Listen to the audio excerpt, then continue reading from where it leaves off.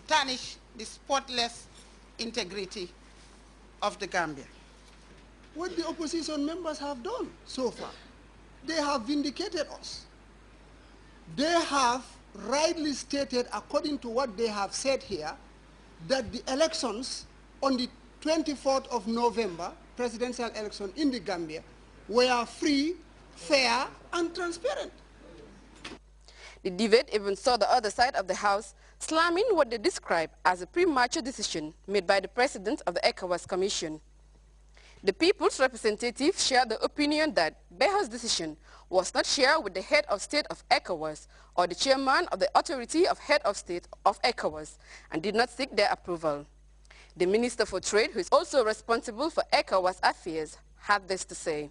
As Minister in charge of ECOWAS matters and member of the Council of Ministers, which is the oversight body over all community institutions, I have addressed a letter to the chairman of the Council of Ministers expressing our total dissatisfaction with his decision and calling on the Council of Ministers to bring him to order.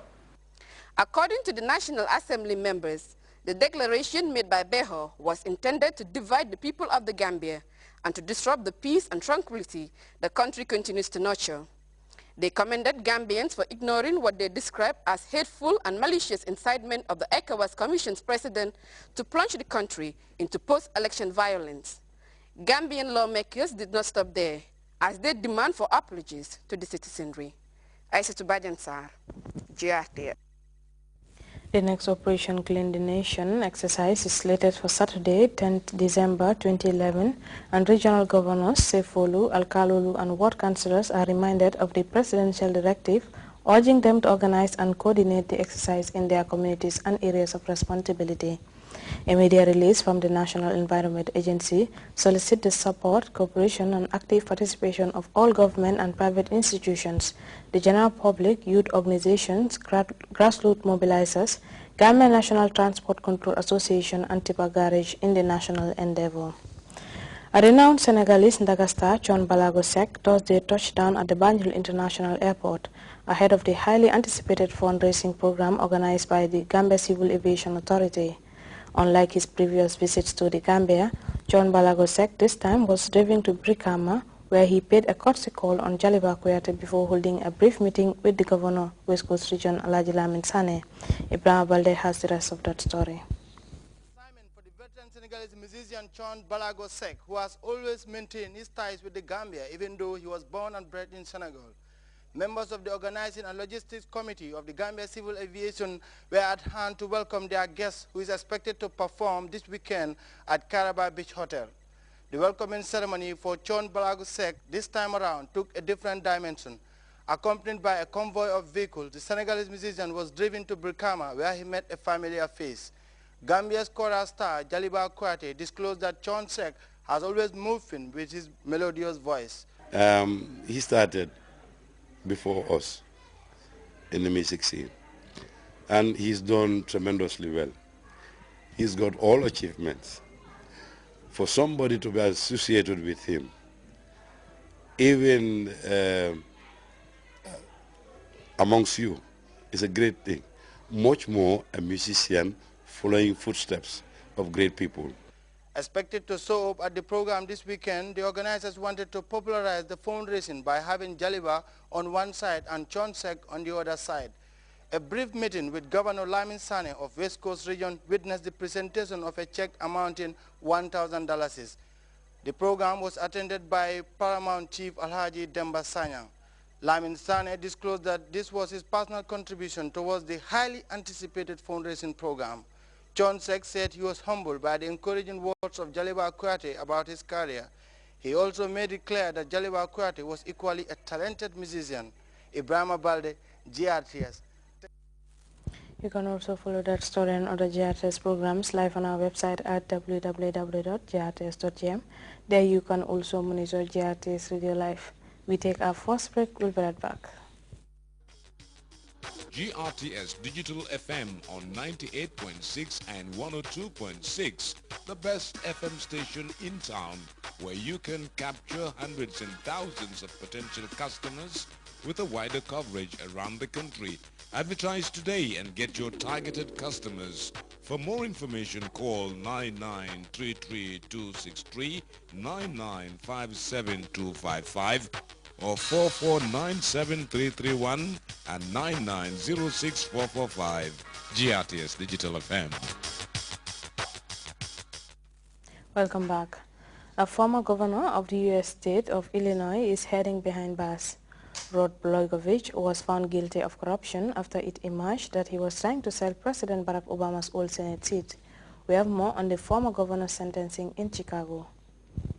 It showed no emotion as the judge in this case handed down a 14-year sentence to the former governor of Illinois. The judge told Blagojevich, in essence, he didn't believe him when he took the stand in his own defense in this case, and he said the jury didn't believe him as well. And the judge also said the real harm here is the erosion of public trust in government. The image of corruption coming from the governor's office, said the judge, seeps into the fabric of the state of Illinois, and you did that damage. After he was sentenced, Rod Blagojevich came downstairs and talked to the media briefly. Here's what he said.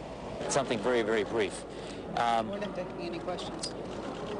Rudyard Kipling, in his poem, If, among the things he wrote was, if you can meet with triumph and disaster and treat those two imposters just the same, Patty and I, and especially me, this is a time to be strong. This is a time to fight through adversity. This is a time for me to be strong for my children, be strong for Patty, and this is also a time for Patty and me to get home so we can explain to our kids, our babies Amy and Annie, what happened, what all this means, and where we're going from here. So we're going to keep fighting on through this adversity, and see you soon. In addition to the prison sentence, Blagojevich was fined $20,000. He does not have to report to jail until February 16th, the judge allowing him to spend the holidays with his family. Ted Rollins, CNN, outside the federal courthouse, Chicago. The White House has dismissed comments made by Syrian President Bashar al-Assad to America's ABC network as just not credible. In it, the Syrian leader says he has never authorized a crackdown on protesters. Meanwhile, from inside Syria, there have been reports of more deaths and defections from the army. An opposition group said 16 people have been killed on Wednesday. Bashar al-Assad also seemed to distance this protest movement from the mass pro-democracy uprisings that we've seen in countries ranging from Libya to Tunisia to Egypt to Bahrain to Yemen. And he also claimed that no orders were ever given to the Syrian security forces to use force against anti-government demonstrators. Take a listen to this excerpt from his ABC News interview. There was no command to kill or to be brutal. People went from houses to houses. Children were arrested. I saw those pictures. To be frank with you, Barbara, I don't live here. How did you know this? We have to be here to see. We don't see this. So it cannot depend on what you hear in the United States. I saw reporters who brought back pictures. Yeah, but how did you verify those pictures? Yeah, so that's why we are talking about false allegations and distortion of reality. We don't kill our people. Nobody kill, no government in the world kill its people unless it's led by a crazy person. For me as president, I became president because of the public support. It's impossible for anyone in this state to give order to kill. Do you feel guilty? I did my best to protect the people, so you cannot feel guilty when you do your best. Now, Bashar al-Assad's denials are likely to hold weight with his hardcore supporters, but they were largely met with disdain by critics outside of the country and certainly by opposition activists that I've spoken with inside Syria, particularly in the restive city of Homs, the scene of much bloodshed in recent months. One activist I talked to there, Manita, he said he started laughing when he heard this interview. He insisted that 15 people were killed in Homs on Wednesday alone. And take a look at some of the videos that have been emerging there within the last 24 hours. Of course, we're not allowed inside of Homs right now. One video showing what appears to be Syrian security forces backed up by an armored personnel carrier gunshots taking place in that city and what appears to be a Syrian soldier dragging away the body of what seems to be one of his colleagues. We also